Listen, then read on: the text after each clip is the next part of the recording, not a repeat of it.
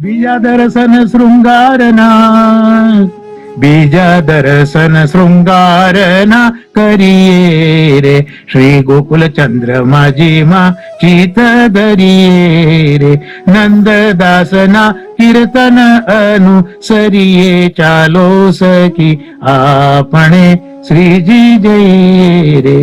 ભોજ સખા સારસ્વત કલ્પમાં સખીન્દુ લેખા પ્રમાણ, આસક્તિ શ્રી ગોકુલ ચંદ્રમાં ફેંટા શૃંગાર વખાણ, રાસલીલાનો અનુભવ કરીએ રે, ધ્યાન ઉદર સ્થાનનું ધરીએ રે, માનસી ગંગા પીપર પેડ જઈએ, ચાલો સખી આપણે શ્રીજી જઈએ રે. તો બીજા દર્શન શણગારના તો મેં શરૂઆતમાં કહ્યું કે નવનીત પ્રિયાજીના ભાવથી શ્રીજી બાબા બિરાજે છે. હવે શ્રીજી બાબા આપણા ઠાકોરજી એક કાલા વચ્ચેને લીલા કરે છે.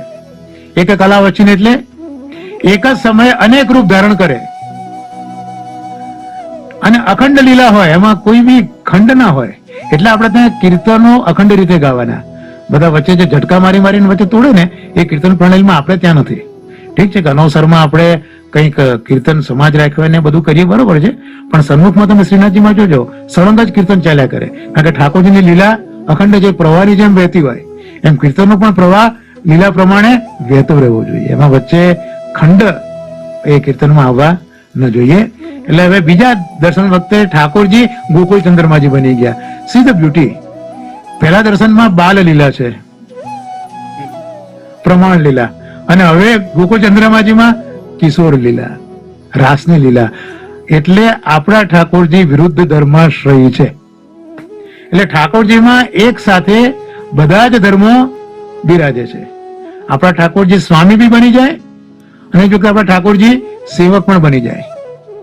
ઠાકોરજી, કારણ કે આમ તો સ્વામીજી હોય એ ઠાકોરજીના પગની ચરણ સેવા કરે, પણ કોઈક વખત ઠાકોરજી પણ સ્વામીજીના ચરણની સેવા કરે. આ જ વિરુદ્ધ ધર્માશ્રય છે ને. હા, રસખાનજીએ કહ્યું ને કે વેદ મેં ઢૂંઢ્યો, બ્રહ્મ મેં ઢૂંઢ્યો વેદ પુરાણન, રુચા સુની ચૌગુણે ચાયન, પૂછો કઈ લોગ લુગાઈને, કોઈને બતાયો સ્વભાવ સુહાવન, ટેરત ટેરત હાર पर्यो रसखानी न बताओ लोग लुगाइन, वो देखो दूर कुंज कुटीर में बैठो राधा जी के पाय पलोटत. ઠાકોરજીને બધે શોધ્યા, વેદમાં શોધ્યા, ઉપનિષદમાં શોધ્યા, લોકોને પૂછ્યા, પણ કોઈએ બતાવ્યું નહીં. ત્યારે મારું ધ્યાન ગયું કે મહારાજ તો દૂર નિકુંજમાં સ્વામીજીના ચરણની સેવા કરી રહ્યા છે. એટલે આ ઠાકોરજી આપણા એક કાલા વચ્ચેના લીલાઓ કરતા હોય છે. તો બાળ લીલાના દર્શન કરાયા, હવે રાસની લીલાના દર્શન કરાવવા છે ઠાકોરજીને.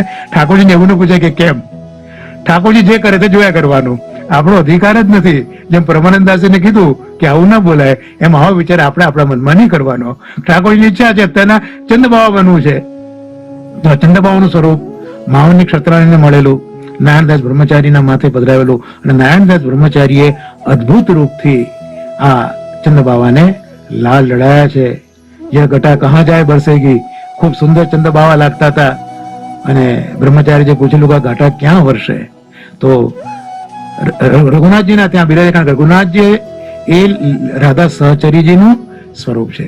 એટલે ઠાકોરજીની સેવા જે વ્રજભક્તો કરી શકે એવી સેવા બીજું કોઈ ના કરે. તો પ્રભુ આપનું સુખ તો ગુસાજીના ઘરે જ છે, મારા ઘરે આપનું સુખ મળે નહીં. એટલે ચંદ્રબાવા ત્યાં પંચમ ગૃહની અંદર બિરાજ્યા છે. અને ચંદ્રબાવાને પણ પોતાના ભક્તો માટે કેટલો લગાવ, કે મેં એવું સાંભળ્યું છે કે નારદાસ બ્રહ્મચારી ખરા એટલે લગ્ન તો ના હોય ને, તો મેં એવું સાંભળ્યું છે કે ચંદ્રબાવા આજે પણ શહેરો ધરતા નથી, કારણ કે શહેરો એ લગ્નના ભાવનો છે. તો પોતાના ભક્તોનો ભાવ પોતાના માથે ચંદ્રબાવા ચડાવે છે. એટલે આવું મેં સાંભળ્યું છે કે ચંદ્રબાવા શહેરો નથી ધરતા પોતાના આ ભક્તની યાદમાં. તો આવા ચંદ્રબાવા છે, એમાં નંદદાસજીનું ચિત્ત લાગ્યું છે. અને જે શ્રીમસ્તકનો શણગાર છે ફેંટા, એટલે જે પાગની ઉપર આપણે છોર કર્યો એટલે ગ્વાલ પગો થયો, અને એક બાજુ બીજો છોડ નીકળ્યો તેને આપણે ફેંટો કહીએ. તો આ ફેંટાનો શણગાર એ આ નંદદાસજીના ભાવથી છે. એ ભોજ સખા છે દિવસની લીલામાં, રાત્રિ સખામાં ઇન્દુલેખા છે અને ઠાકોરજીના ઉદરમાંથી એમનું પ્રાગટ્ય થયું છે. આ નંદદાસજી ભૂતલ ઉપર રામપુર નામના ગામમાં જન્મ્યા. તુલસીદાસજીના એ નાના ભાઈ હતા. તુલસીદાસજી તો રામના ભક્ત છે એટલે એમને રામાનંદી સેવક બનાયા, પણ નંદદાસજી પહેલેથી જ વિષયાસક્ત હતા. પુષ્ટિ માર્ગ એ એવો માર્ગ નથી કે તમને કશામાં રસ ના હોય. જે ગોસાઈજી પાસે વૈષ્ણવ આવેલા, અમને સ્વરૂપ પધરાઈ આપો. તમને શું સ્વરૂપ, તમને શું શોખ છે? ગોસાઈજી પૂછે. મને ખાવાનો, પધરાઈ આપ્યો સ્વરૂપ. તને શું શોખ છે? કપડાનો, પધરાઈ આપ્યો સ્વરૂપ. ત્રીજાને પૂછ્યું શું શોખ છે? કશો નહીં. તો તારાથી ઠાકોરજી નહીં સેવાય. કારણ કે તને કપડાનો શોખ છે તો તું ઠાકોરજીને કપડા પહેરાઈશ સારા. તને ખાવાનો શોખ છે તું ઠાકોરજીને સારું ખવડાઈશ. તને તો કશો શોખ જ નથી તો તું ઠાકોરજીને કશું નહીં કરે ભાઈ. એટલે પુષ્ટિ માર્ગમાં કંઈક ને કંઈક તો આપણું એટેચમેન્ટ કોઈક જગ્યાએ વિષયમાં જોઈએ, પણ પુષ્ટિ માર્ગ એ સબ્લિમેશનનો માર્ગ છે. તમારે તમારા એ વિષયને ઉર્ધ્વગામી બનાવવાના છે. એટલે નંદદાસજીમાં વિષય છે. હવે ગોસાઈજીની કહાનીથી એમનો વિષય સબ્લિમેશન પામશે, ઉર્ધ્વગામી થશે. એ વિષય જે એક બાઈમાં હતો તે હવે પરિવર્તિત પામીને શ્રી ગોર્ધનનાથજીમાં થશે. એ આખું ચરિત્ર નંદદાસજીનું છે. એટલે એ જેમ જેમ સમય આવે એમ ઠાકોરજી પોતાના ભક્તોને પહેરતા રહે. અને રામાનંદી દીક્ષા લીધા પછી એક વખત એક સંઘ રામપુરથી આવતો હતો બ્રજમાં, તો જોડે થઈ ગયા નંદદાસજી. તુલસીદાસે બહુ ના પાડી પણ ન માન્યા. તુલસીદાસજીએ પેલા મુખ્યને કીધું ભાઈ સંભાળજો, મારો ભાઈ તો એવો છે કે ક્યાં ભટકી પડશે કઈ ખબર નહીં પડે, ભાઈ ઇધર જાઉં યા ઉધર જાઉં, એના જેવી પરિસ્થિતિ નંદદાસજીની છે. ફરતા ફરતા એ મથુરા વિશ્રામ ઘાટ અદભુત ઘાટ. વિશ્રામ ઘાટ કયો કેમ?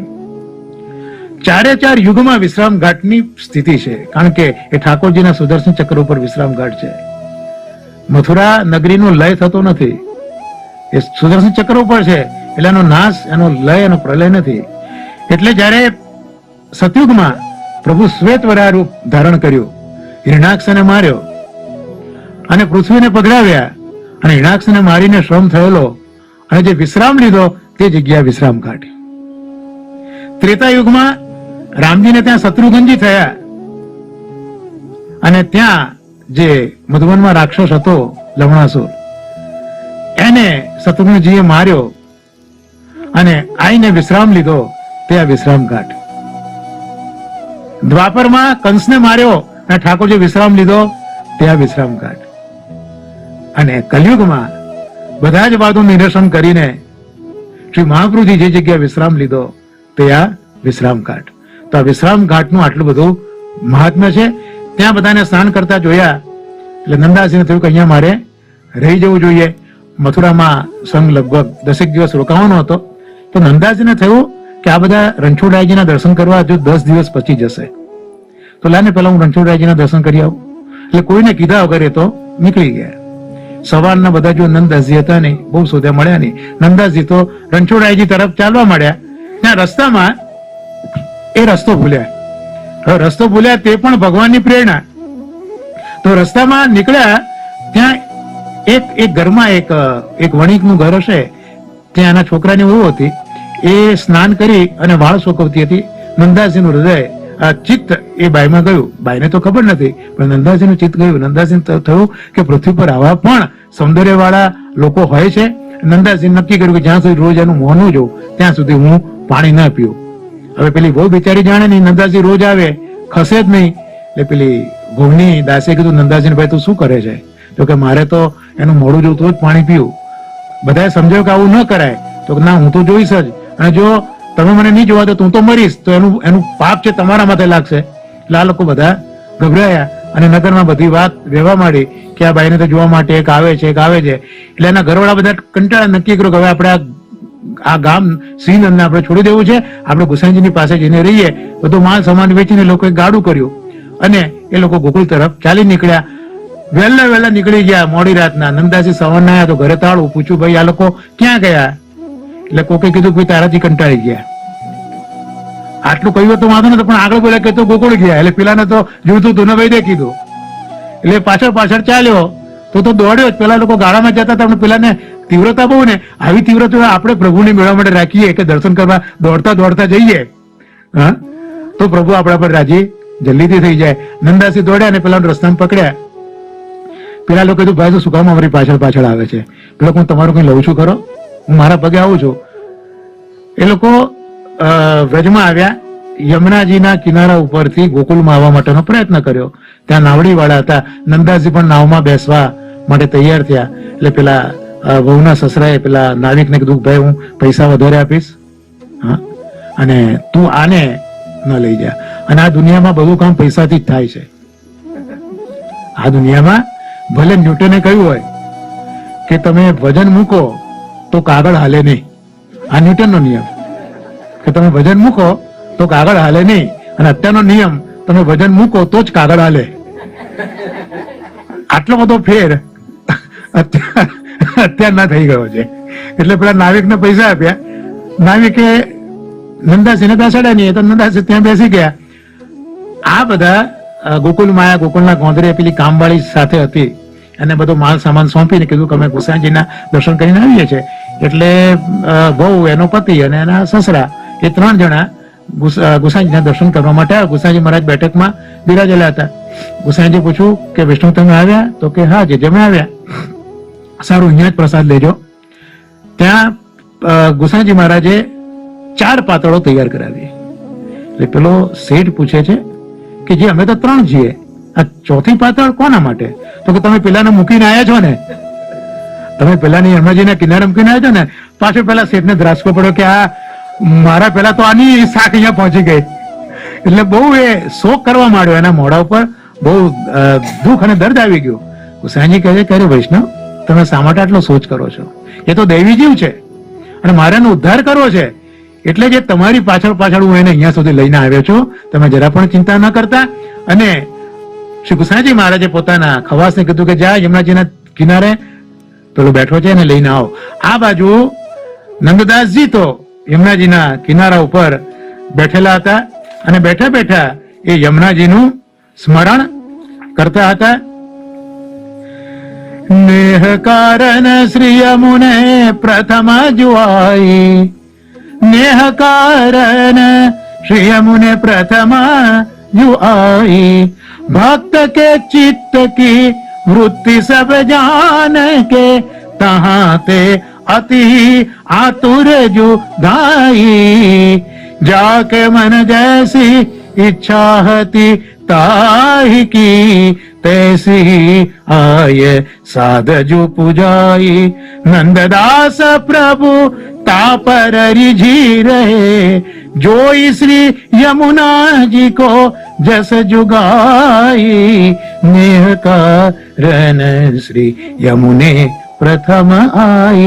યમુનાજી नेह कारण श्री यमुने प्रथम जुआई. એટલે ઠાકોરજીએ નિત્ય લીલામાંથી ભૂતળ પર પધારવાનો વિચાર કર્યો. તો એ ઠાકોરજીનો સ્નેહ, વ્રજ ભક્તોનો સ્નેહ જોઈને યમુનાજી પ્રથમ ભૂતલ ઉપર આવ્યા છે.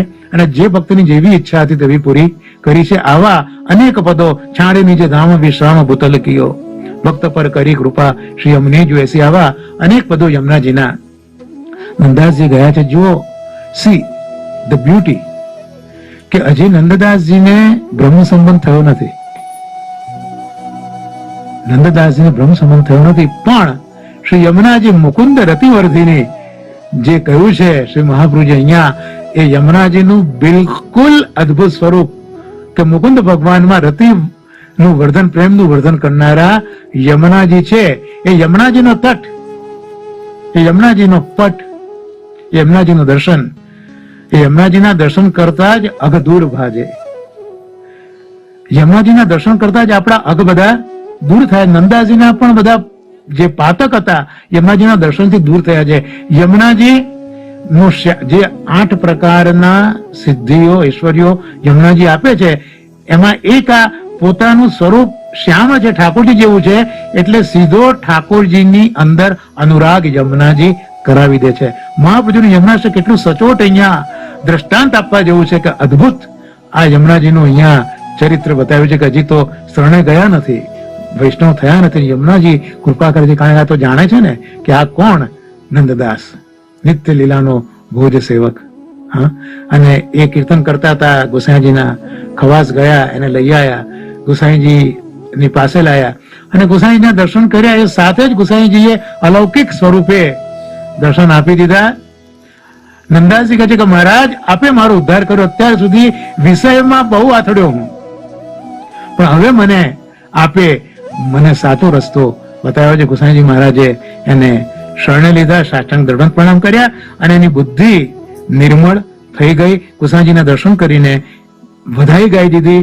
જયતિ રૂકમણી નાથ પદમાં વતી પ્રાણ પતિ વિપ્રકુલ છત્ર આનંદકારી. અહીંયા રૂકમણીનાથનો ઉલ્લેખ કર્યો છે, પદ્માવતીનો પણ ઉલ્લેખ કર્યો છે.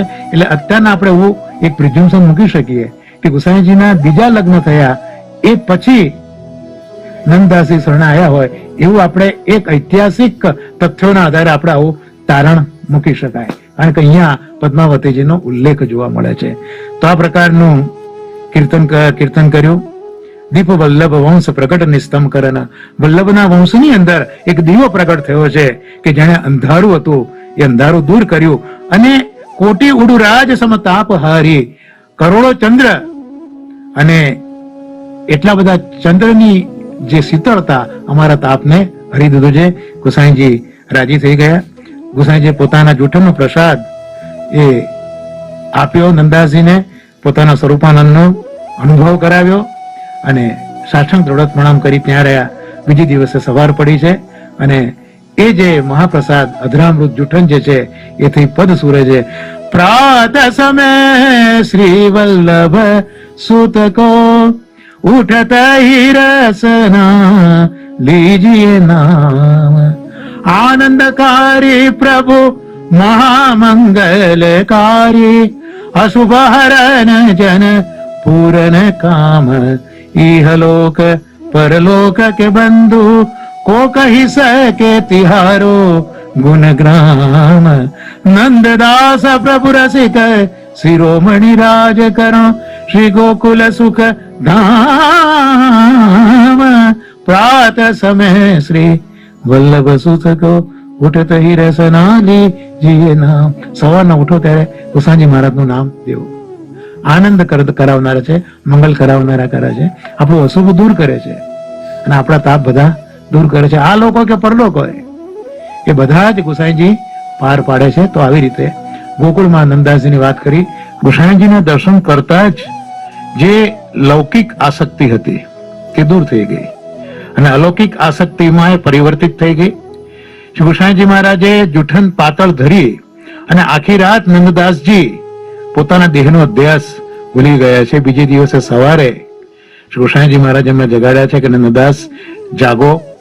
દર્શન કર્યા છે નંદદાસજીએ અને એ ગોકુલના લાલનમાં દર્શન કરી અને એમણે કહ્યું, બાલ ગોપાલ લલન કો મોદ ભરી જસુમતી હુલ રાવતી. મુખ ચુમત देखत सुंदर तन आनंद भरा भर गावती बाल गोपाल ललन को मोद भरी जसुमती उलारवती. નંદદાસજી જુએ છે કે માં યશોદા પોતાના પર્યંકમાં લાલાને બિરાજે છે અને ખૂબ જ લાડ લડાવે છે. થોડી થોડી વારે લાલાના મુખને ચૂમી લે છે અને એટલો બધો આનંદ વ્યક્ત કરે છે કે લાલાને વારંવાર પોતાના ઘરની અંદર લઈ લે છે. તો આવા દર્શન થયા. ગુસાઈજી મહારાજને બહુ જ આનંદ થયો અને નક્કી કર્યું કે હવે આ નંદદાસજીને શ્રીજી દ્વાર લઈ જવા છે. આ પ્રમાણમાંથી પ્રમેય તરફ આપણે જવું છે અને એ નંદદાસજીને લઈને શ્રી ગુસાઈજી મહારાજ આવે છે. કારણ કે ગુસાઈજી મહારાજનો ક્રમ રહેતો કે મંગળા શણગાર સુધી પહોંચી અને રાજભોગમાં આપ ગિરિરાજજી ઉપર જતા. આ આપની લગભગ રોજની એક સેવાની રીત રહેતી કે મંગળા નવનીત પિરાજીમાં કરે તો રાજભોગ એ ગિરિરાજ ઉપર જાય. એક ઘોડા ઉપર આપ અસવાર થતા. એટલે એક ભગવાન તરીકે તો આપ બિરાજે છે પણ એક સામાન્ય એક હ્યુમન બીંગ તરીકે જો આપણે વિચારીએ તો રોજ ગોકુલથી ગિરિરાજજી સુધી ઘોડા ઉપર જવાનું અને પાછું આવવાનું એ કેટલું કષ્ટસાધ્ય છે. છતાં શ્રી ગોસાઈજીએ આ શ્રમ ઠાકોરજી માટે લીધો છે. તો આવા ગોસાઈજી રાજભોગના સમયે નંદદાસજીને લઈને ત્યાં આવ્યા અને સુંદર મજાના દર્શન નંદદાસજીએ કર્યા. જેમ નવનીતપ્રિયાજીએ મન હરી લીધું હતું તે જ રીતે ગિરિરાજ ધરણ પ્રભુએ પણ નંદદાસજીનું મન હરી લીધું. સરસ મજાની પાગ ઠાકોરજીએ ધારણ કરી છે અને એ પાગ સુરંગ એટલે સરસ રંગની છે. દુરંગ બે રંગની પાગ એ વખતે ધારણ કરી છે અને જે વ્રજભક્તો છે એ જોઈને ખૂબ જ આનંદિત થઈ જાય છે અને એટલા બધા આનંદિત થાય છે કે ડોલે સાથે એમના કર્ણની અંદર જે ઝુમખા હોય પણ ડોલતા હોય છે. તો રાજભોગના સમયે ગયા ત્યારે દર્શન તો પછી ઉત્થાપનના સમયે દર્શન કર્યા અને ત્યાં કીર્તન આ રીતનું કર્યું હતું નંદાસજીએ. સોહત દુરંગ સુરંગ પાગ કુરંગ લલના कैसे लोयिन लोने कपोल विलोलन को झलके कल कुंडल कानन कोने सोहत सुरंग दुरंग पाग. વ્રજ ભક્તો આ દર્શન કરીને ખૂબ જ આનંદિત થઈ ગયા છે અને ટેરો ગોસાઈજી મહારાજે લાવી દીધો. સંધ્યાઆરતીના સમયે પાછા દર્શન ખુલ્યા અને એ જ પાછા લીલાના દર્શન કરતા કરતા નંદાસજી ગાવા માંગ્યા. બનત સખન સંગ ગાયના ગે પાછે પાછે आवत बन ते सखन संग. બસ સંધ્યાથી સમયે ઠાકોરજી પાછા આવે છે. આપણા ત્યાં મેં ગઈકાલે કહ્યું એમ નંદાલયની લીલાનો ક્રમ શ્રી મહાપ્રભુજી ગોસાઈજીએ પધરાવ્યો છે. એમાં કોક જગ્યા કંઈક ફેર કર્યા છે, આપણે એની અનુકૂળતા જોઈશું. પણ સવારના ઠાકોરજી જાગ્યા, મંગળા થઈ, ત્યાર પછી માં યશોદા લાલાને તૈયાર કરે છે, સ્નાન ઇત્યાદિ કરાવે, વસ્ત્ર ધરે, એટલે શૃંગારના દર્શન થયા.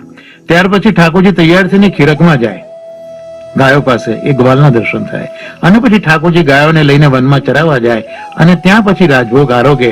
આમ તો આપણે ત્યાં ભાવના એવી છે કે સ્વામીજીને ત્યાં પણ રાજભોગ આરોગે, નંદાલયમાં પણ આરોગે, વનમાં પણ આરોગે. એટલે આપણે શીતકાળમાં બ્રજ ભક્તન કે પદ પણ આપણે કીર્તન કરતા હોઈએ છીએ. તો આ રાજભોગનો ભાવ થયો. પછી ઠાકોરજી થોડોક આરામ કરે, જેને આપણે વામકુક્ષી કહીએ, અને વામકુક્ષી કરવી જરૂરી છે. મહાપ્રભુજી પણ ભોજન લે વિશ્રામ તનક લે નિજ મંડળી બોલાય, એટલે ભોજન પછી તનક એક થોડોક વિશ્રામ જરૂરી છે.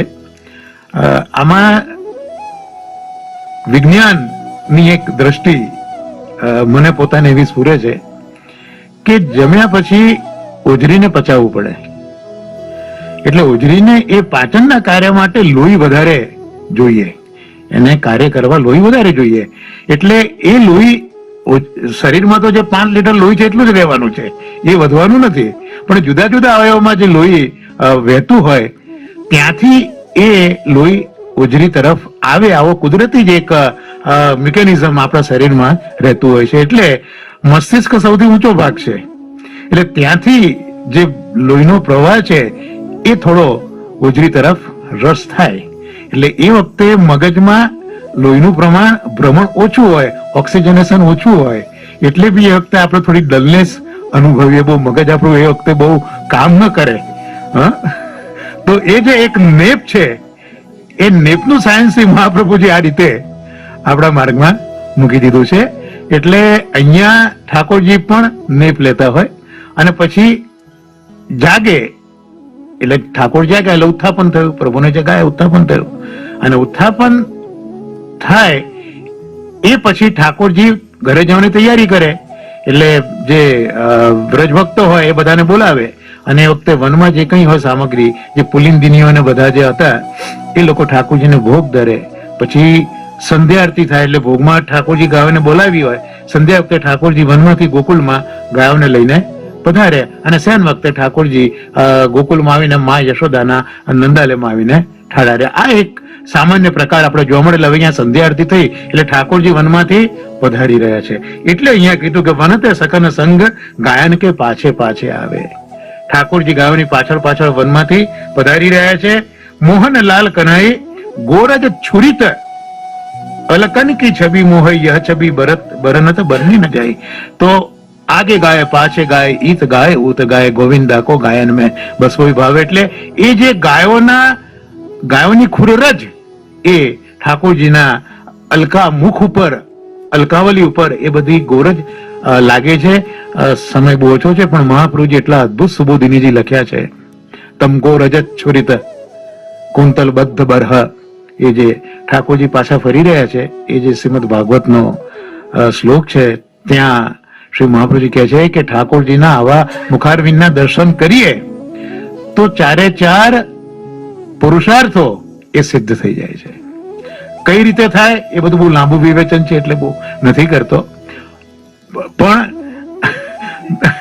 ધર્મ, અર્થ, કામ અને મોક્ષ.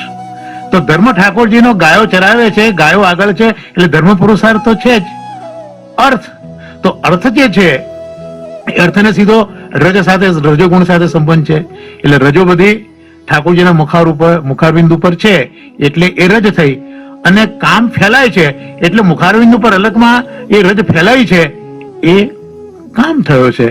તો આ રીતે ધર્મ,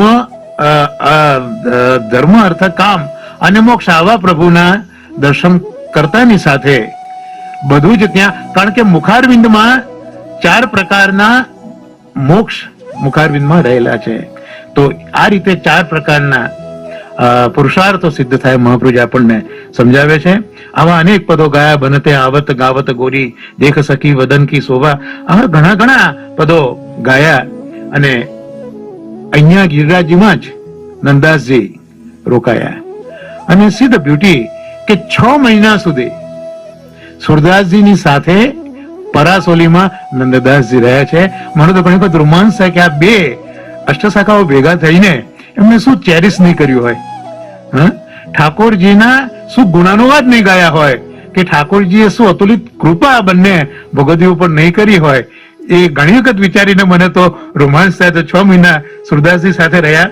હવે એક વખત એવું બન્યું કે તુલસીદાસજીને થયું કે મારો ભાઈ તો ગયો, તો હવે શું કરવું?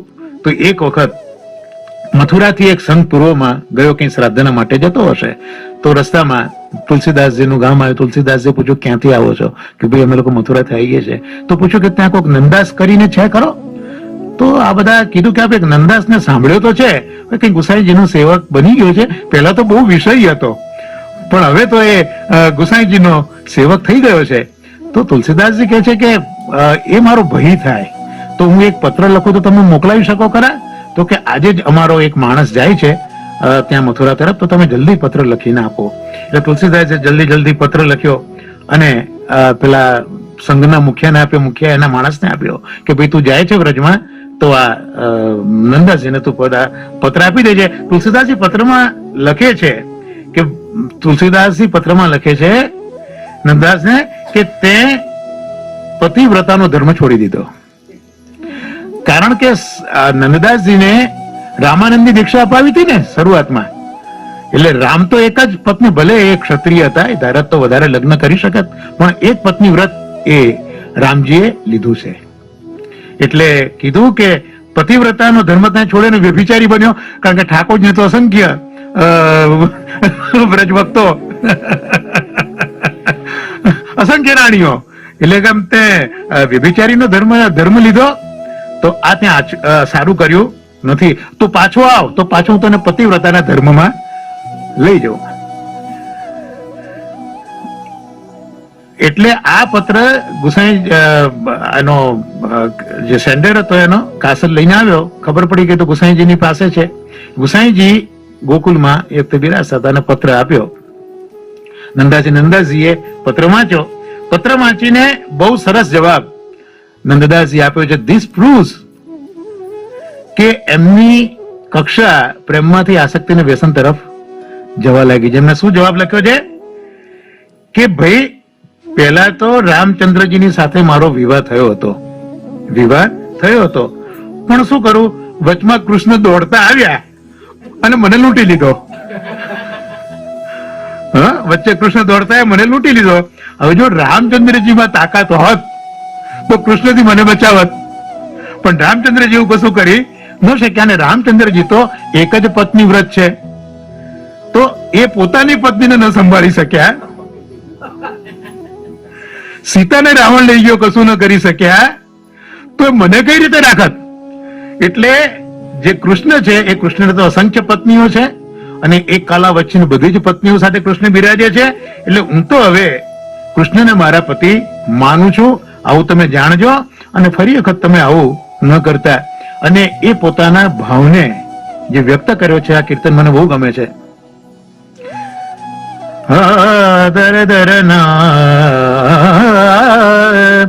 કૃષ્ણ નામ જબતે શ્રવણ સુન્યોરી આલી મેરી ભૂલી રે ભવન હો તો બાવરી ભૈરી. કૃષ્ણ નામ જબતે શ્રવણ ભર ભર આવન ચિતહુના परिचैना तन की दशा कछु और भैरी કૃષ્ણ. જે વખતે મેં કૃષ્ણ નામ સાંભળ્યું એ વખતે હે મારી આલી, મારી સખી, નંદદાસજી અહીંયા નિત્ય લીલામાં જેનું સ્વરૂપ છે ને એને અત્યારના સંબોધન કરી રહ્યા છે કે હે આલી, હે સખી. અહીંયા આખો સ્ત્રી ભાવ પ્રગટ, તો મેં કહ્યું ને કે પું ભાવ ને સ્ત્રી ભાવ બંને હોય, તો અહીંયા પ્રભુની અંદર એટલો બધો રસ હૃદયમાં આવી ગયો છે કે પોતાના નિત્ય લીલાના સ્વરૂપને યાદ કરે છે કે આલી, હું તો હવે મારું ઘર ભૂલી ગઈ અને બાવડી બની ગઈ છું. તો હવે પ્રભુનું નામ સાંભળ્યું ને આંખમાંથી આંસુ મારા વહેવા માંડ્યા. બરાબર આવે ને ના ચિત્ત હું ન પરેચાના, ચિત્તને કોઈ જાતનું ચેન નથી. તો આ તો ચિત્તની દશા છે અને મારા શરીરની દશા તો કંઈક જુદી જુદી થઈ છે. પણ આગળ ખૂબ સુંદર કહે છે, નંદદાસ જાકો નામ શ્રવણ સુન યહ ગતિ માધુરી મૂરત કે દો कैसी दयरी. કૃષ્ણ નામ સુરદાસજી, અરે નંદદાસજી તુલસીદાસ ને કહે છે કે ભાઈ આ તો ખાલી હજી નામ જ મેં સાંભળ્યું, હજી મેં એમને જોયા તો નથી. નામ સાંભળીને અમારી પરિસ્થિતિ છે, તો માધુરી મુહૂર્તના હું દર્શન કરીશ એ વખતે મારી સ્થિતિ શું હશે? આટલી પ્રભુની અંદર આસક્તિ અને વ્યસન કક્ષા નંદદાસજીની થઈ ગઈ છે. આ કાગળ તુલસીદાસજી એ જોયો અને લાગ્યું કે નંદદાસજી આપણા હાથમાંથી ગયા. એટલે તુલસીદાસજી વિચારે છે કે લાવ ત્યારે હું મારા ભાઈને મળવા જઉં. એટલે આવ્યા મથુરા. મથુરાને પૂછ્યું કે નંદદાસજી, તો કે ભાઈ એ તો ગુસાઈજીના સેવક છે, ક્યાં તો ગોકુલ હોય, ક્યાં તો પછી એ ગિરિરાજ ઉપર ગયા હોય. એટલે તુલસીદાસજી આવ્યા ગોકુલમાં. ત્યાં ખબર પડી કે એ તો હમણાં ગિરિરાજજી છે. એટલે ગિરિરાજજી આવ્યા. ગિરિરાજજીમાં આવીને નંદાજીને મળ્યા અને નંદાજીને સમજાવ્યું કે ભાઈ તું મારી સાથે પાછો આવ. જો તને કોઈ ગામ ગમે, તારે ગામ જ ગમતું હોય, ઘણાને નાનું ગામડું ના ગમે, મોટું શહેર જોઈએ. અમારે ઘણી વખત દોસ્તારો સાથે વાત થાય બધી કે એમની દીકરીઓ હોય, એ દીકરીઓને લગ્ન કરવા હોય તો મોટા ગામમાં કોઈ છોકરો હોય તો તૈયાર થાય, નાના ગામમાં તને કોઈ જવા તૈયાર નથી. આવી પરિસ્થિતિ અમારે ઇન્ડિયામાં પણ જોવા મળે છે. એટલે કે જો તને ગામ ગમે તો તું અયોધ્યા રહેજે, પુરી એટલે મોટું શહેર તને ગમે તો તું કાશી રહેજે, તારે જો પર્વતમાં રહેવું હોય તો તું ચિત્રકૂટ રહેજે, અને કોઈ વનમાં રહેવું હોય તો દંડકારણ્યમાં રહેજે. એટલે ભાઈ it is up to you two decide કે તારે ગામ જવું છે, પુરી જવું છે કે પછી પર્વત ઉપર રહેવું છે કે વનમાં જવું છે, પણ આ જે છે, કારણ કે બધાનો સંબંધ સીધો કોની સાથે છે? રામ સાથે છે. બસ તુલસીદાસની આ ઈચ્છા હતી. એટલે નંદદાસજી કહે છે કે ના ભાઈ, મારે તો આમાંથી કોઈ જગ્યાએ જવું નથી. મને જો ગીરી ગમશે તો તું ગોવર્ધનમાં રહીશ. મારે ત્યાં દંડકારણ્યમાં મારે ચિત્રકૂટ ઉપર આવવાની જરૂર નથી. જો મને પર્વત ગમ્યો તો હું ગોવર્ધન જઈશ, ગામ ગમશે તો નંદગામ જઈશ. પરમાનંદાસજી કહ્યું છે ને, ચલે સખી નંદગામ જઈ રહીએ, ખેરક ખીલત દર્શન કરીએ, બ્રજચંદ કે દર્શન કરીએ. તો ગામ જેવું હશે તો હું નંદગામ જઈશ. જો નગર એનાથી કંઈક મોટું જેવું હશે તો માધુપુરી, મથુરા તો છે જ. અને એની શોભા તો જો કેટલી સુંદર શોભા છે. તું નદીની વાત કરે છે, સરયુ નદીની યાદ કરાવે છે, પણ હું તો અહીંયા યમુનાજીનો તટ છે એ સરિતા ઉપર રહીશ હું તો, કારણ કે મારા બધા જ મનોરથ પૂર્ણ કરે છે. અને તું વનની વાત કરે છે દંડકારણ્યની, પણ મારા માટે તો વૃંદાવન જેવું કોઈ મોટું ધામ નથી. જો ગિરી રૂચે તો બસો ગોવર્ધન ગામ રૂચે તો બસો નંદ ગામ. આમ તુલસીદાસજીને બિલકુલ શાંત કરી દીધા. તુલસીદાસજી વિચારે છે કે અહીંયા આવ્યો છું દર્શન કરવા તો જવું. આપણે અન્ય શ્રેય તુલસીદાસજીને અનન્યતા રામમાં છે. મહાપ્રભુજી આજ્ઞા કરે છે કે અન્યસ્ય ભજનમ તત્ર સ્વતો ગમનમેવ ચ પ્રાર્થના કાર્ય માત્રેપી તત અન્યત્ર વિવર્જયેત. આપણે અન્યાશ્રય જે કરીએ છીએ એમાં કોઈક વખત આપણે કોકની સાથે જવું પડે, બીજા મંદિરે કે કોઈક દેવીને ત્યાં, તો કોક લઈ જતો હોય, આપણે આપણા મનથી નથી જતા, આપણા મનથી નથી જતા, કોઈક કારણે કંઈક જવું પડ્યું, પણ ત્યાં જઈને તમે ઠાકોરજીનો સંબંધ યાદ કરો, ત્યાંની પાસે કંઈ માગો નહીં, તો અન્યના દર્શન કરવાથી અન્યાશ્રય થઈ જતો નથી. પણ પ્રોવાઇડેડ તમે સામે ચાલીને કે કોઈ ઈચ્છાથી તમે ત્યાં જાઓ નહીં. આ એક અનન્યતાની બહુ બહુ બહુ બારીકાઈ છે જે આપણે જીવનમાં ઉતારવા જેવી છે. કારણ કે અત્યારના ડે ટુ ડે લાઈફમાં આપણે એવા ઘણા પ્રસંગો બને કે કોકને કંઈક કંપની આપવા માટે જવું પડે. તો આ એક વસ્તુ મગજમાં આપણે રાખવી જોઈએ કે આપણે ત્યાં પણ આપણા કૃષ્ણને શોધવાનો પ્રયત્ન કરવો જોઈએ. તો અહીંયા તુલસીદાસજી ગયા, ઠાકોરજીના ગોરધનનાથજીના કેટલા સુંદર દર્શન થાય છે, બધા મસ્તક ઝુમાવે છે. તુલસીદાસજી મસ્તક ઝુકાવતા નથી. નંદદાસજી સમજી ગયા કે રામનો સેવક છે ને એટલે નહીં ઝુકાવે. એટલે નંદદાસજી ઠાકોરજીને કીધું, કહા કહું છબી આજ કી અય ગોવર્ધનનાથ, તુલસી મસ્તક તબ ઝુકે જબ લિયો ધનુષ ઓર બાણ. એ શ્રીજી બાબા, આ મારો ભાઈ તો રામજીનો ભક્ત છે, હવે એનું મસ્તક તો ત્યારે જ ઝુકશે જયારે તમે રામ બનશો, એટલે હાથમાં તમે બાણ અને ધનુષ લો. ઠાકોરજી વિચારે છે કે આ તો ગુસાઈજીનો સેવક, એટલે મારે કવિ તો કરવું પડે. એટલે આપણા ઘરે ઠાકોરજી મહાપ્રભુજી ગુસાઈજીની કૃપાથી આડીથી બિરાજે છે. બાકી તમે એમ માનો કે હું બહુ સારો કુક છું, કે હું બહુ સારી કુક છું અને મારો નંબર લાગે છે કોમ્પિટિશનમાં એટલે ઠાકોરજી મારી સામગ્રી આરોગે છે, તો આપણે ભૂલ ખાઈએ છીએ.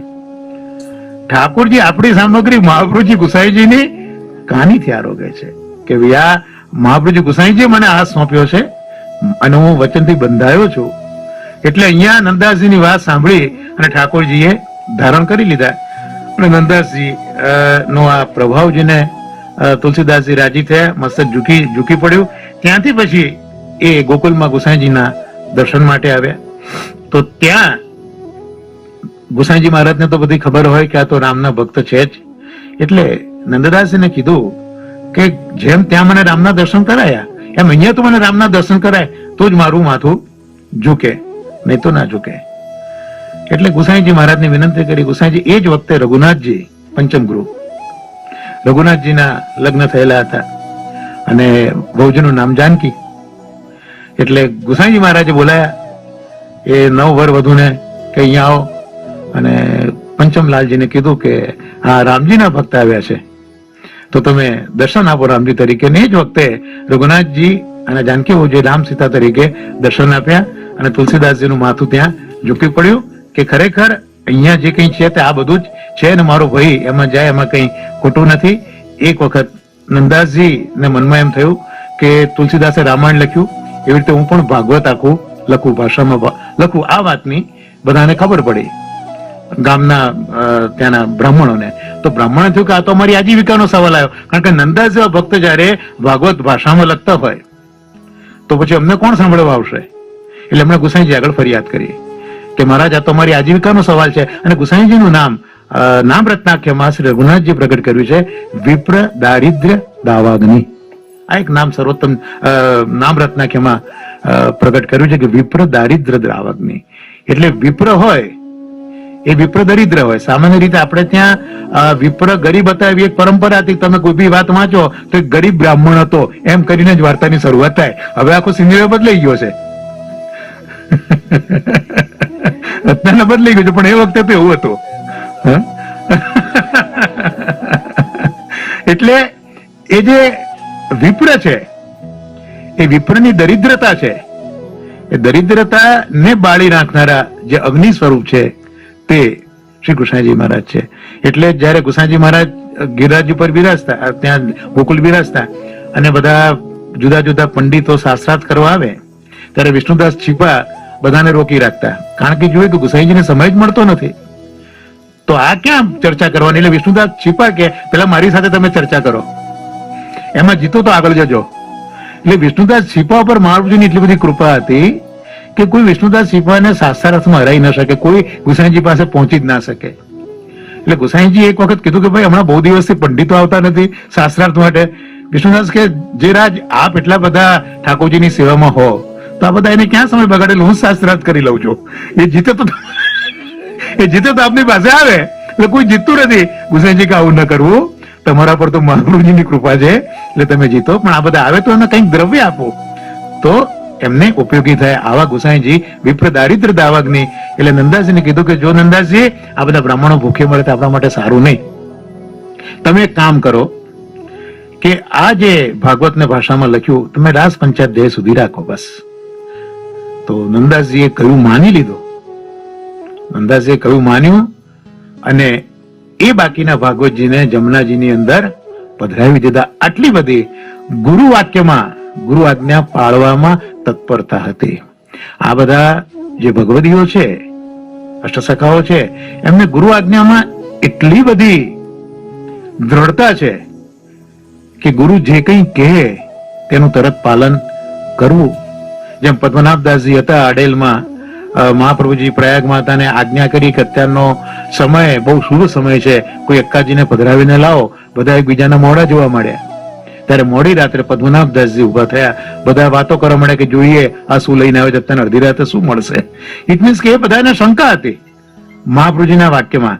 ત્યારે પદ્મનાભદાસજી તો કોટીમાં વિરલા એ જે કહ્યું છે હરિરાજી મહાપ્રભુજીએ, ગોકુલનાથજી મહારાજે, એટલે એ જઈને અક્કાજીને લઈ આવ્યા. તો આ જે છે એ ગુરુ વાક્યમાં દ્રઢતા, ગુરુની આજ્ઞાની પાલનની તત્પરતા.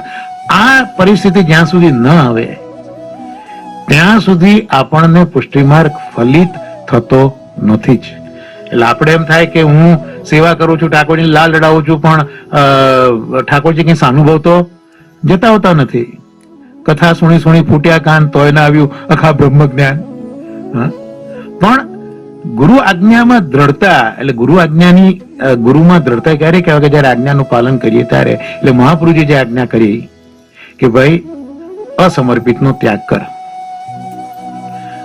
દુષ્સંગનો ત્યાગ કર, મુખરતા દોષ તારો દૂર કર, અનન્ય તારું રાખ.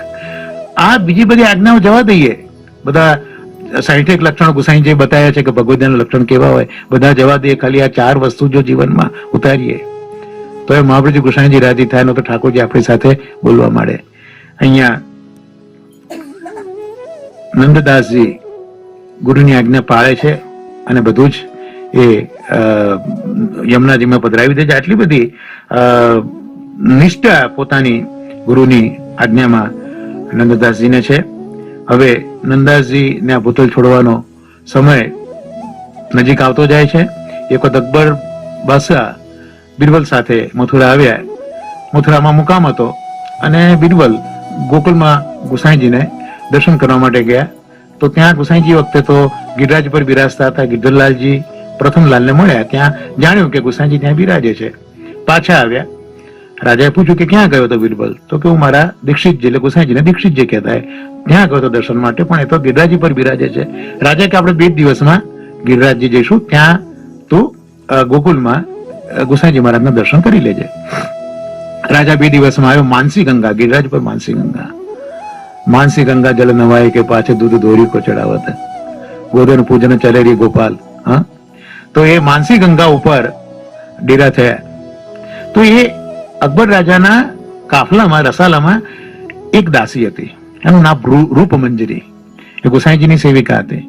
અને નંદદાસજીમાં એને પ્રીતિ હતી અને નંદદાસજીને એનામાં પ્રીતિ હતી. અહીંયા હવે જે આ પ્રીતિની વાત છે તેમાં લૌકિકતા નથી, અલૌકિકતા છે.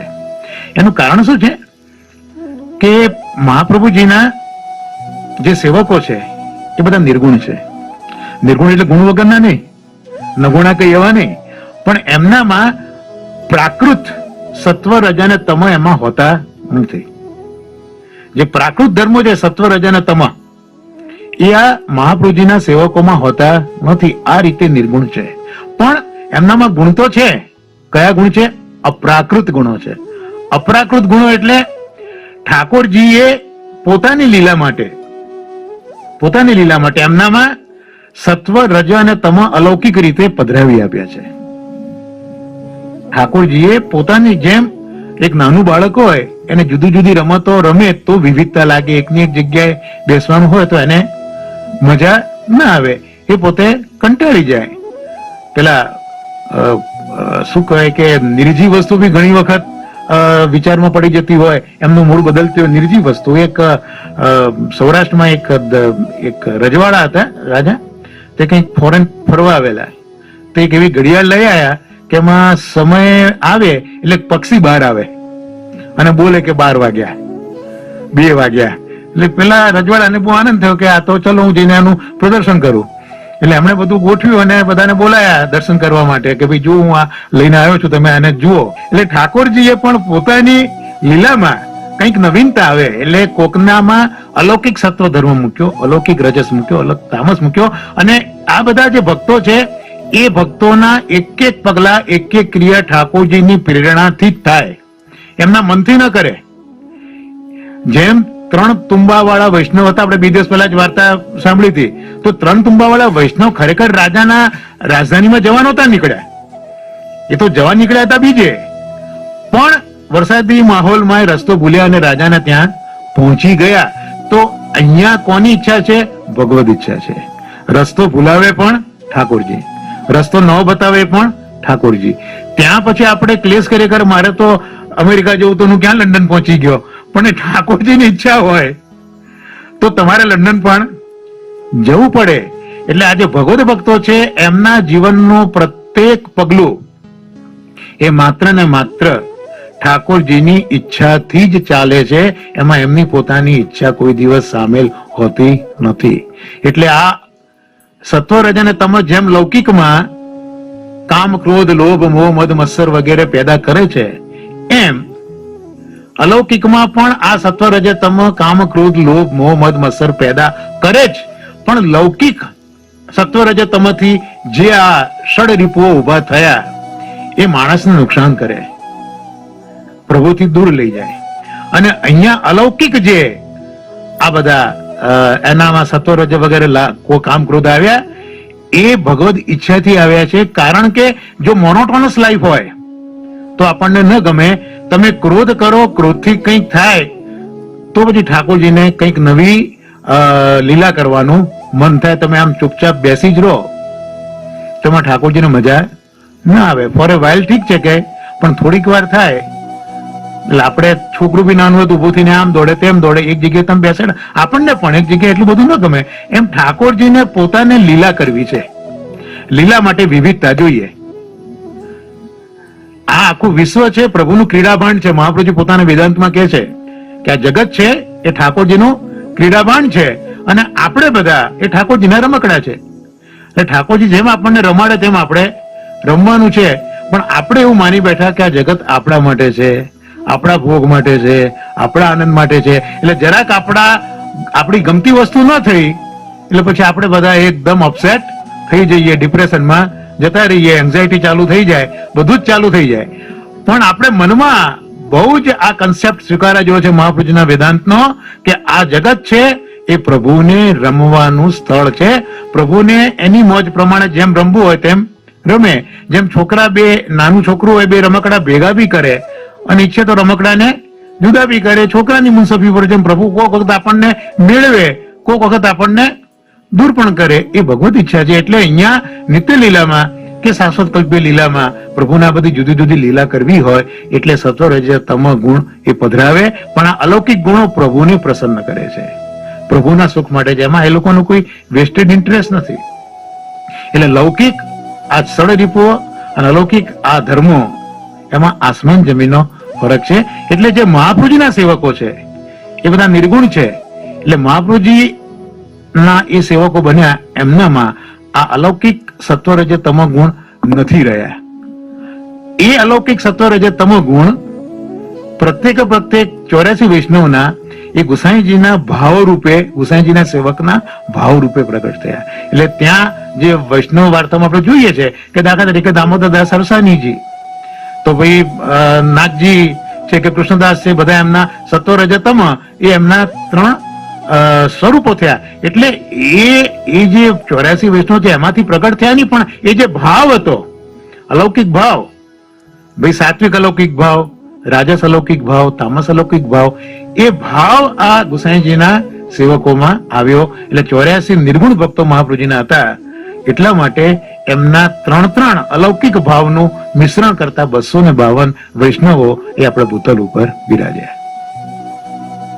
એટલે અહીંયા આ જે રૂપમંજરી છે એ પણ નિત્ય લીલામાં નંદદાસજીના જે અહીંયા અલૌકિક પ્રેમ છે, જે લૌકિક પ્રેમની આપણે શરૂઆતમાં વાત કરી એ નથી, અલૌકિક પ્રેમ છે. અને લૌકિક મોહ હોય, લૌકિક પ્રેમ કોઈ દિવસ ના હોય, અને અલૌકિક જ પ્રેમ હોય, ઇટર્નલ લવ હોય.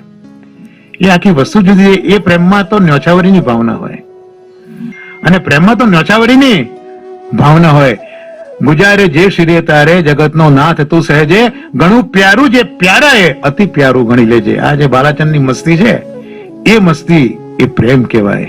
તો નંદાસજીની રૂપમંજરીમાં આવો પ્રેમ છે. તો રૂપમંજરી નંદાસજી આવ્યા, માનસી ગંગા ઉપર ખબર પડી કે અકબર રાજા આવ્યા છે.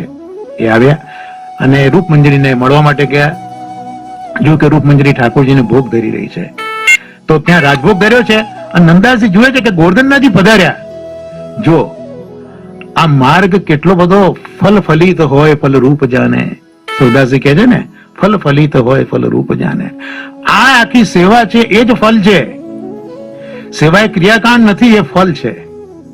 અને આ ફલ જ ફલિત થાય છે. આવી જેને સમજ હોય એવા આ 84-252 ભગવદીઓ હતા. એટલે ઠાકોરજી સાક્ષાત એ રાજભોગ રૂપમંજરીનો આરોગવા માટે પધાર્યા. નંદાસજી જોયું કે ઠાકોરજી પધાર્યા એટલે ત્યાં ઉભા રહ્યા અને એમણે ત્યાં કીર્તન કર્યું કે વ્રજભક્ત છે એ ઠાકોરજીને પીરસવા માટે આવે છે. ચિત્ર સરાહતી ચિતવત દૂરી મુરી ગોપી बहुत सयानी चित्र सराहती ચિતવત દૂરી મુરી. આ ગોપી આવે છે, ઠાકોરજી ત્યાં બિરાજ્યા છે. એટલે એ ભોજન કક્ષમાં એક ચિત્ર છે, એની સરાહના કરે છે, પણ મૂળ ધ્યાન તો ક્યાં છે? ઠાકોરજી ઉપર છે. ઘડીકમાં વાળ સરખા કરે છે. યશોદામાં જાણી જાય છે કે કેમ આવી છે, પણ આ રીતે ઠાકોરજીના દર્શન કરે છે. નંદાસજીનો અવાજ સાંભળે રૂપમંજરી આવી કે આપ આવ્યા ને કેમ આવે નહીં? તો કે સાક્ષાત ગોરધનનાથજી આરોગવા પધાર્યા હતા. તો અનુસરના સમયમાં એ સેવા બ્રજભક્તોની છે. અનુસરમાં આપણે કોઈ દિવસ જવાય નહીં. એ સેવા બ્રજભક્તોની છે. એટલે રૂપમંજરી કીધું તો હવે તમે તો નંદાસ એટલે બ્રાહ્મણ હતા અને રૂપમંજરી દાસી હતી, તો કે પેલો વર્ણાશ્રમ ધર્મ નડે ને, આપણે વર્ણાશ્રમ ધર્મનું આચરણ કરતા કરતા ઠાકોરજીની સેવા કરવાની છે. આ બહુ અગત્યની વસ્તુ છે. જ્યાં સુધી આપણે સાધન કક્ષામાં છીએ, શ્રી મહાપ્રભુજી કહે છે સ્વધર્માચરણમ શક્ય. સ્વધર્મનું આચરણ, આપણા ધર્મ બે પ્રકારના, એક દેહનો ધર્મ અને એક આત્માનો ધર્મ. આત્માનો ધર્મ તો ભગવત સેવા છે જ, પણ દેહના ધર્મ, વર્ણ અને આશ્રમનો ધર્મ પાળવા એ પણ આપણી ફરજ છે. તો જ્યાં સુધી આપણે સાધન કક્ષામાં છીએ, જ્યાં સુધી આ હું છું, હું ડોક્ટર છું, આ તું છે, તું સ્ત્રી છે, હા, એ જ્યાં સુધી સેન્સ આપણામાં છે, સર્વત્ર આપણે બ્રહ્મના દર્શન નથી કરતા, ત્યાં સુધી આપણે વર્ણાશ્રમ ધર્મ પાળવાના છે અને પાળવાના છે. શ્રી મહાપુરુષજી બહુ જ સ્પષ્ટ છે. પુરુષોત્તમજી લેખવાળા પણ આના પર અદભુત વસ્તુઓ બધી સમજાવે છે. પણ અનફોર્ચ્યુનેટલી આપણે કદાચ આ બધી વસ્તુ આજે ભૂલી ગયા છે. જે માર્ગ ફલિત થતો નથી ને એના ઘણા ઘણા કારણો સંભવી શકે. હું મહાપ્રભુજીની કૃપાથી જે ચિંતન ઘણી વખત કરું છું કે ભાઈ મારી સાથે ઠાકોરજી કેમ નથી બોલતા, તો મને રિટ્રોસ્પેક્ટિવલી જોતા લાગે છે કે મારામાં જ અસંખ્ય દોષો છે કે હું મહાપ્રભુજીના રસ્તે ચાલી શકતો નથી. એટલે અહીંયા રૂપમંજરી પૂછે છે કે આપ ભોજન લેશો, દૂધઘર ચાલશે ને? તો નંદાસજી તો જોયું કે ઠાકોરજી સાક્ષાત આરોગ્ય છે. નંદદાસે કે હું તો બધું જ લઈશ, અને બધું જ લીધું. નંદાસજી ત્યાંથી પાછા ગયા અને બીજે દિવસે ત્યાં ગિરિરાજજી ઉપર માનસી ગંગા પાસે કીર્તન એક તાનસેને ગાયું. કારણ કે તાનસેનજી પણ આપણા અષ્ટછાપ, એ અષ્ટસખા નથી પણ અષ્ટછાપ છે. અષ્ટસખા તો જે 8 સખા આપણે જોવા જઈએ તે જ, પણ એવા કેટલાય ભક્તો છે જેમને ઠાકોરજીએ સાનુભવ કરાયો છે, લીલાના દર્શન કરાયા છે અને અમને કીર્તન ગયા છે. એ બધા અષ્ટછાપની અંદર આપણે એનો સમાવેશ કરી છે. પૈકીના એક આ તાનસેનજી છે. તાનસેનજી તો અદ્ભુત ગાયક હતા.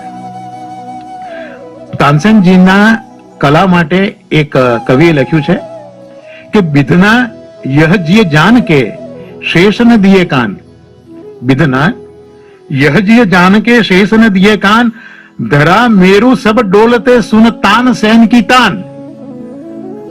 તાનસેન માટે શું કહ્યું કે બિધના એટલે બ્રહ્માજી. બિધના યહ જીય જાન કે શેષ ન દિયો કાન, શેષ ભગવાનને કાન નથી, નાગ હોય ને કાન ન હોય. હા, તો કેમ કાન ના આપ્યા? એટલે કવિ કે છે કેમ કાન ના આપ્યા? કારણ કે આપણો કન્સેપ્ટ શું છે કે પૃથ્વી નાગના માથા ઉપર છે. That is our concept.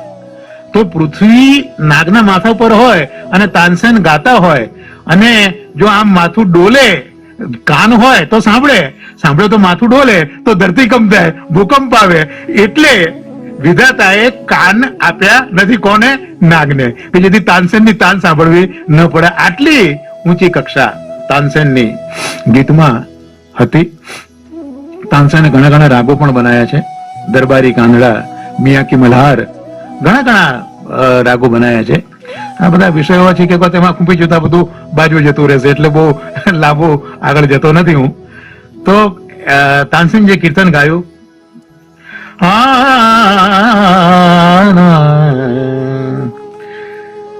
देखो री नागर नट नृत्यत कालिंदित गोपिन के मध्य राजे मुकुट लटक देखो देखो रे नागर नट काचरी किंकणी कटी पीतांबर की चटक कुंडल किरण रवि रथ की अटक देखो देखो री नागर नट. શું કે છે? નાગર ઠાકોરજી નટ બન્યા છે. આપણે વેણુગીતમાં છે ને, નટવત વરવત, હા, નટ બન્યા છે અને કાલિંદીના તટ ઉપર એ નૃત્ય કરી રહ્યા છે. આજુબાજુ ગોપીજનો છે, એની વચમાં ઠાકોરજી બિરાજે છે. મસ્તકે મુકુટ, શીશ પર મુકુટ છે. એ મુકુટ કેવો સુંદર ડોલી રહ્યો છે. કાચની ધારણ કરી છે, કિંકણી ધારણ કર્યા છે, પીતાંબર ધારણ કર્યું છે અને કુંડલ એટલા બધા શોભી રહ્યા છે કે સૂર્યના રથો જાણે અટકી ગયા હોય એવું લાગે. આવું અદભુત વર્ણન કર્યું. ત્યાં પછી છેલ્લે ગાયું, રાસ में श्री राधे राधे मुरली में करट नंददास गावे तहानी पट निकट देखो देखोरी. રાસમાં રાધિકા જે છે ને, ઠાકોરજી મુરલીમાં રાધે રાધે રાધે. ઠાકોરજીને રાધિકા વગર એક ક્ષણ પણ ગમતો નથી. એક પ્રાણ વપુદોએ. એટલા બધા રાધિકાજીને વશ ઠાકોરજી છે અને રાધિકાજી પણ બહુ જ ચતુર છે. રાધિકાજી ચતુર છે. આપણે તો તિલક કરીએ ઠાકોરજીના ચરણ કમલની ભાવનાથી, આ ડાબુ ચરણ પુષ્ટિ. હા, પણ ઠાકોરજી શું કામ તિલક કરે ભાઈ, એમને કહો. ઠાકોરજી તિલક શું કામ કરવું પડે? આપણા માથે તો ઠાકોરજી ગોવર્ધનનાથ બિરાજે છે, પણ ઠાકોરજીને શું જરૂર તિલક કરવાની? મહાનુભાવ એમ કે છે કે એ તિલક એ સ્વામિનીજીનો ચરણારવિંદ છે. કારણ કે અહીંયા આજ્ઞા ચક્ર આવે, આ જે ભ્રો છે ને એની વચ્ચે આજ્ઞા ચક્ર હોય, એટલે આજ્ઞા ચક્ર જો કાબુમાં રહે તો વ્યક્તિ કાબુમાં રહે. એટલે સ્વામિનીજી એ પોતાના ચરણની છાપ મૂકી એટલે ઠાકોરજી એમને વશ રહે, માટે આ તિલક ઠાકોરજી કરે છે. એટલે સ્વામિનીજી વગર ઠાકોરજી એક પળ પણ રહી શકતા નથી. એટલે ભલે રાસ કર્યો છે આજુબાજુ ગોપીજનો, રાધા નથી એટલે મુરલીમાં બોલે છે રાધે રાધે મુરલી મેં એક રટ. આવા દર્શન નંદાસી કરે છે. નંદદાસ ગાવે તહા નિપટ નિકટ. નિકટ તો ખરું, પણ નિપટ એટલે અત્યંત નજીક. નિકટ એટલે નજીક ખરું, પણ નિપટ એટલે એકદમ નજીક. બસ અહીંયા હું છું ને અહીંયા જ મને દર્શન થઈ રહ્યા છે. બસ આ અષ્ટસખાઓ ની વાણીની આ જ મજા છે કે એમણે કોઈ કવિતાઓ લખી નથી, પણ ઠાકોરજીએ એ દર્શન એમને આપ્યા છે. જે જોયું તે ગાયું. આ બધા અત્યારના બધા મોટા મોટા કવિઓ છે, એ કવિઓને કવિતા લખવી હોય તો કાં તો કાશ્મીર જવું પડે, કે સ્વિટ્ઝરલેન્ડ આવવું પડે, કે કઈ ગરીબાઈનું પદ લખવું હોય તો ફૂટપાથ ઉપર જઈને રહેવું પડે, ત્યારે એ લોકોને મગજમાં કવિતા સ્ફુરે. એટલે અહીંયા તો સહજ વસ્તુ છે કે ઠાકોરજી મહાપ્રભુજી ગુસાઈજીની કૃપાથી, જેમ વેણુ ગીત નો આખો પ્રસંગ છે કે ઠાકોરજી વેણુ વગાડતા હતા વનની અંદર, પણ વ્રજની અંદર ગોપીજનોને ઠાકોરજીના દર્શન થતા હતા. બસ એ જ આખો વેણુ ગીતનો પ્રકાર આપણા કીર્તનો છે. પંચમ વેદ છે આપણા કીર્તનો. એટલે અકબર રાજાએ તાનસેનને કહ્યું કે તાનસેન તમે ગાયું કે નિપટી નિકટ? આવું કોણે ગાયું? તો કે એક છે ભક્ત નંદાસજી, તો કે તમે એને અહીંયા લઈ આવો. ગયા બિરબલ નંદાસજી પાસે કે રાજા યાદ કરે છે તમને. નંદાસજી કે મારે શું લેવા દેવા, મારી પાસે પૈસો નથી કે એને પડાઈ લેવો હોય, કે મારે પૈસો જોઈતો નથી કે હું એની પાસે જઉં, મારે શા માટે જવું? આ બધાનું અલૌકિક ધન એ ઠાકોરજી જ છે. એમને બીજી કોઈ ભૌતિક સંપત્તિમાં રસ નથી. ઠાકોરજી જ એમનું સર્વસ્વ છે. એટલે કે હું શા માટે આવું, મારે નથી આવવું. એટલે બિરબલે એને જરા થોડી હિંટ આપી કે જો ભાઈ તું નહીં આવે ને તો એ તને મળવા આવશે. એટલે નંદાસ ગભરાયા કે એટલા મોટા માણસને મારે ત્યાં લઈને મારે ભીડ ભેગી નથી કરવી. આપણે હવે તો ખુશ થઈએ કે ઓબામા આવે છે આપણા ઘેર, નરેન્દ્ર મોદી આવે છે આપણા ઘેરે, 100 જણને ફોન કરી દઈએ કે ભાઈ આવજે, હા મારા ઘરે ઓબામા પધારે છે, નરેન્દ્ર મોદી પધારે છે, આવજે તું. એમ ભીડ ભેગી આપણે કરીએ. નંદાજી કે મારે ભીડ ભેગી કરવી નથી. This is a difference between લૌકિક એન્ડ અલૌકિક. હા, ધીસ ઇઝ અ ડિફરન્સ. આ લૌકિક અને અલૌકિકમાં આ જ ફેર છે. અલૌકિકમાં લૌકિક તો છે જ, અલૌકિકમાં લૌકિક છે, પણ લૌકિકની આગળ અ છે. અને શાસ્ત્ર કહે છે કે અકારાત્મક અકાર છે એ વાસુદેવાત્મક છે. શાસ્ત્રમાં વાસુદેવ માટે અકાર વાપરે છે, અ એટલે વાસુદેવ. એટલે એ લૌકિકમાં તમારા જયારે વાસુદેવ કૃષ્ણ ભળે ત્યારે તમારું એ જ લૌકિક કેવું બની જાય છે? અલૌકિક બની જાય છે. એટલે લોકો બધા ગભરાય છે કે સેવા કેમ કરવી, બહુ અઘરું છે. કઈ નથી. એક સિમ્પલ એક્ઝામ્પલ કે તમે સવારના ઉઠીને નાસ્તો તમારા ઘરવાળાને કરાવો છો, બ્રેકફાસ્ટ લેવડાવો છો, 2 ટી લેવડાવો છો, બધું જ તમે કરો છો, છોકરાને દૂધ પાવો છો. તમે ખાલી નહીં ધોઈને અપરસ થી તમે ડરો નહીં. અપરસની વ્યાખ્યા તો બદલાય છે. અપરસની ઠાકોરજીની સેવા માટે અપરસ છે, અપરસ માટે ઠાકોરજી નથી. આપણે બધા ઊંધું લઈને બેઠા છે. એટલે આપણાથી જેટલી સ્વચ્છતા મેન્ટેન થાય એટલી કરવી જ જોઈએ. હું અપરસનો વિરોધી નથી, પણ કાળ પ્રમાણે આપણે બધું જ કરવું પડે. દાખલા તરીકે દિવસ દરમિયાન અપરસ હોય તો રાતના કરતા અડધી અપરસ થાય, કે તમે બહાર જાઓ તો એના કરતા ચોથા ભાગની અપરસ થઈ જાય. તો આ બધા શાસ્ત્રોએ બધા રસ્તા બતાવ્યા છે.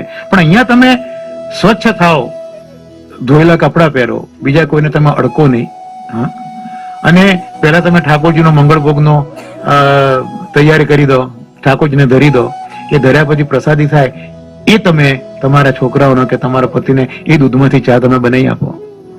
તમારે કંઈક વધારે કરવું પડ્યું ખરું? હા, તમારે વધારે કરવું પડે, તમારે નાહી ધોઈને તૈયાર થવું પડે. અત્યારે ઘણા લોકો ઉઠીને જ નાઇટ ગાઉનમાં બધું જે કરતા હોય છે એની અહીંયા વાત નથી, પણ તમારે ઉઠીને સ્વચ્છતાનો આગ્રહ તો રાખવો પડે. મેં ગઈકાલેનું કારણ પણ તમને સમજાવ્યું હતું તો આમાં લૌકિકમાં તમે કૃષ્ણને મૂકી દીધા, તમારી દરેક ક્રિયામાં. આજે હું દવાખાને જઉં છું, હા, તો હું એમ વિચારું કે કોઈ સર્વિસ ઉપર આજે હું એમ વિચારું કે ભાઈ મારા ઘરે મારા ઠાકોરજી બિરાજે છે, તો મારે લાડ તો લડાવવાના જ છે, તો દ્રવ્ય તો જોઈશે જ.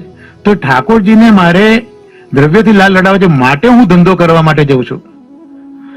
આમ તો હું જઉં છું જ, પણ હું એવું વિચારું કે હું દવાખાને જઉં, ક્યારે દર્દીઓ આવે, કેટલા બધા દર્દીઓ આવે, બધું કમાવું અને પછી હું પેલી 4 બંગડી વાળી મોટી ગાડી લઈ આવું કે BMW લઈ આવું, હા, કે એક આઇલેન્ડ ઉપર મારો મોટો ફ્લેટ બંધાઈ દઉં. તો આ જે આખો દ્રષ્ટિકોણ છે, એ દ્રષ્ટિકોણ આપણને દુઃખી કરશે. પણ એનો એ જ મારો વ્યવસાય છે, પણ મેં મારી દ્રષ્ટિને બદલી કે ભાઈ હું ઠાકોરજી માટે દ્રવ્ય કમાવા જોઉં છું. કે નોકરી કરવા જતા હો તો હું ઠાકોરજી માટે જ જો સર્વિસ કરીશ તો મને પગાર મળશે, તો મારા ઠાકોરજીને હું લાલ લડાવીશ. મારા ત્યાં મારા પિતા છે, મારી પત્ની છે, પુત્ર છે, તો એ બધા મારા નથી. આપણો તકલીફ ક્યાં થાય છે, મારા છે એવું સમજીએ છે. આપણા કહે તે આપણા કોઈ દિવસ થતા નથી. સ્વાર્થની આ દુનિયામાં કોઈ કોઈનું બનતું નથી. હા, એટલે આ બધા પ્રભુના છે, મારા નથી. હું તો ટ્રસ્ટી છું. મહાપ્રભુજીએ ટ્રસ્ટીશીપ નો નિયમ આપ્યો. ગાંધીજીને પણ ટ્રસ્ટીશીપ નો નિયમ બહુ ગમતો હતો. કદાચ આ મહાપ્રભુજીના સિદ્ધાંતમાંથી જ એમણે શોધ્યો હશે એવું મને લાગે છે, કારણ કે મૂળ તો વૈષ્ણવ હતા ને મહાત્મા ગાંધી પણ. એટલે હું ટ્રસ્ટી છું. એટલે આપણે કોકની વસ્તુ સાચવવીએ તો ટ્રસ્ટી કહેવાય. તો આપણે બહુ સારી રીતે સાચવવી પડે. તો મારા બાળક, મારા પતિ કે મારી પત્ની કે મારા માતા પિતા એ મારા ટ્રસ્ટી છે. માતા પિતા તો એક લૌકિક વ્યવહાર છે, પણ હકીકતમાં એ બધા ભગવાનના જ છે. ભગવાન એ રૂપે આવ્યા છે. તો તમે એ દ્રષ્ટિ રાખો તો તમે એમના પર ગુસ્સો પણ જલ્દી નહીં કરો, બરોબર? અને એ બધા માટે હું આ વ્યવસાય કરું છું, હું ધંધો કરું છું, આ તમે ભાવ રાખો તો તમારે કઈ બીજું વધારે કરવું પડ્યું ખરું સ્પેશિયલ? ખાલી શું છે, નજર બદલવાની. જ્યારે તમે સુઈ જાઓ, સુતી વખતે એમ તમે વિચારો કે પ્રભુ મને સુવાડી રહ્યા છે, કારણ કે કાલે સવારનું હું જાગીશ કે નહીં મને ખબર નથી. પ્રભુ મને સુવાડી રહ્યા છે. હું કાલે જો સુઈ જઈશ તો હું સ્વસ્થ થઈશ, સ્ફૂર્તિવાળો થઈશ, તો કાલે પ્રભુની સેવા હું કરી શકીશ, માટે ઊંઘી જઉં છું. તો તમારી ઊંઘવાની લૌકિક ક્રિયા પણ શું બની ગઈ? અલૌકિક બની ગઈ.